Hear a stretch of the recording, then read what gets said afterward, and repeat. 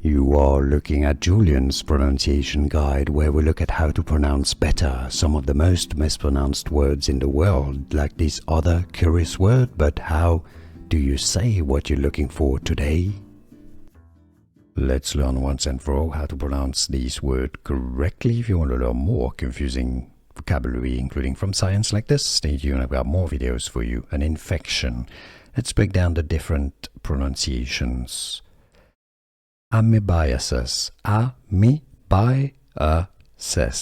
Some may pronounce a schwa sound on the second syllable. Amoebiasis. Some may say amoebiasis. It's more of an American English pronunciation, but both pronunciations are correct.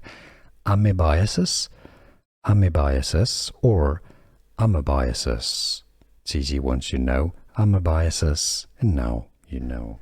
Here are more videos on how to pronounce more confusing words and names too many mispronounced. Like this video if you found it useful. I appreciate your support. I'll see you soon, and thanks for watching.